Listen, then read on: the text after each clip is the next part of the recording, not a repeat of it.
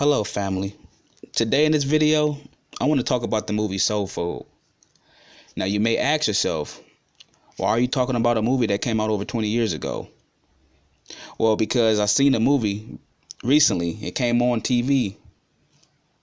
And I want to point out a few things on how it sends the wrong message to black people. So stay tuned and let's dig into it. Well, I'm going to give an overview of the movie first. The movie Soul Food came out in 1997. It starred a lot of good black actors and actresses, such as Nia Long, Mekhi Phifer, Vivica A. Fox, just to name a few, right? Also, a lot of black people might say it's even a classic. Well, is it really a classic? No. I just don't think they got the knowledge to break the movie down. So let's get into it. So a brief description of the movie is about a big family that have big dinners every Sunday. And along in the film, the grandmother of the family fell ill and passed away. Now, before she passed, she told the youngest of the family, a little boy, to bring the family back together again. Well, at the end, everybody came together, and it was a big happy family. And everybody lived happily ever after, right? Sounds like a good old movie. All right, now let's dig into it. So first, let's dig into the word soul food. That's the name of the movie, right? What is soul food? Well, they say soul food comes from the meaning that the food is good from the soul, or it's good for the soul. But is it really good for the soul? Fried chicken, name some soul food. I mean, come on, black people, Hispanic people. We eat this. Probably eating it right now as we're listening to the video. Got some fried chicken, sweet potato yams, macaroni cheese. Don't forget your cornbread, the deep fried catfish. I can go on and on with the list. They say the food is good for the soul. That's why it's called soul food. But is it really good for the soul? No, it's not. It's not only is it bad for the soul, it's bad for the health. It is the reason why millions of Hispanic people and black people are in the grave right now.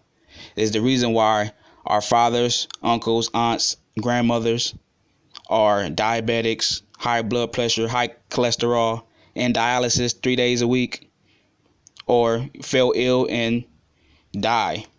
And don't forget the amputations. Oh yeah, can't forget that. That's the result of being a diabetic. And the result of being diabetic is soul food. So now that we got past that, let's dig into the movie, right? Well, do you guys remember at the beginning of the movie when Big Mama had burnt her arm in the kitchen? She was a diabetic, so she was over the stove. And her hand was burning on the stove. She couldn't feel it because she didn't have no feeling in her hand, have no circulation because she was a diabetic. And then after her hand got burnt up, they was like, "Oh, Big Mama, your arm. You ain't been taking your diabetic medication?" Did you hear what I just said? What they asked her?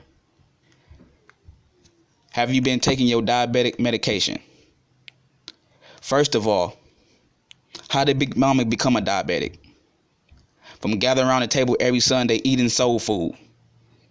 All the food that I just named, and I could name about 1,000,000 more. Big Mama was a diabetic from eating the soul food that they came together every Sunday and ate. Now fast forward, Big Mama passed away because of the soul food. Big Sunday dinners they had every Sunday. She passed away because of the soul food. Now, do you remember at the end when the little boy made it his job to get the family back together? Y'all remember that? Now, let me ask y'all this. How did the boy get the family back together? How did everybody come to the house one by one? Did they come to the house because Big Mama told them to? Or did they do it because they thought it was right to do as a family? They was beefing for a while, fighting, falling out. At the end of the movie, when everybody got back together, what made them come back together? What got them to the house? Y'all still didn't figure it out? Okay, let me help you out. It was money that got them back to the house. The little boy lied to each and every one of them and told them about money that Big Mama had stashed. And they all was sneaking around trying to steal it. Y'all remember when everybody got there and they was all surprised? Well, they all was surprised because they thought they was going to be there by themselves with mouths to steal the money.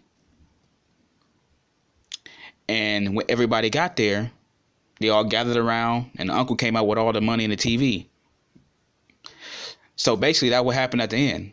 Money is what brought them back together. Soul food is what killed the grandmother. Let me ask y'all this. Out of all the actors that is in that movie, remember I told you there's a lot of great black actors and actresses in that movie? I mean, I don't put nothing against them. They got a job to do. You know what I'm saying? They didn't write the movie. Do you think them actors and actresses eat soul food? No, they don't. I guarantee you most of them probably vegans or vegetarians or just eat right. See, what a lot of people don't understand, especially our people, is that the body is the temple. We got to take care of that. So what you put in your temple is what the temple gonna give back to you. So if I overeat every day, I gain weight. If I don't eat, I'm gonna look like a skeleton. If I do drugs, I'm gonna look like a dope fiend. If I consume too much alcohol, I'm gonna look like an alcoholic. What we do to our bodies shows. Not only that, it impacts our health. So every time you want to eat a fried piece of chicken or catfish, just remember, you're taking a day off your life clock. Half of our diet come from tradition. And think about tradition, it can be a bitch. Tradition can be religion, how we eat, how we dress, the way we think. It don't always got to be right. But sometimes you got to shake that. You know, this coming from a guy that used to be a type 2 diabetic. Used to. A lot of people that I say that to, they act like, they can't believe it because they didn't think it could be reversed. Yeah, it can. With the right diet and exercise, you can beat any disease. And diabetes is a disease. Our people become food zombies because we follow the way of our oppressors. We become food zombies. That's why you can get a line full of people waiting in line for 8 hours for a chicken sandwich at Popeyes. Are you crazy? Are you nuts? Have you gone mad? You telling me you can sit 3 to 4 hours in a drive-thru, burning a half a tank of gas for a chicken sandwich? Man, I'm not waiting 4 hours for some free booty. You got me messed up.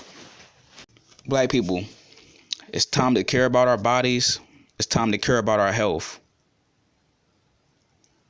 We got to start putting the right food in our body. That's going to make our bodies sustain throughout the years. We shouldn't be getting buried at the age of 60. We shouldn't be buried at age 50. We shouldn't be in wheelchairs at the age of 40. We're dying at youngest ages because of what we eat. The cigarettes, the alcohol, the drugs. It's destroying us. And it's all because of his plan. Our oppressor plan is working. We're losing the battle to food. Food is what's taking us out. Not a truck, not a bullet. But food is putting us in the ground.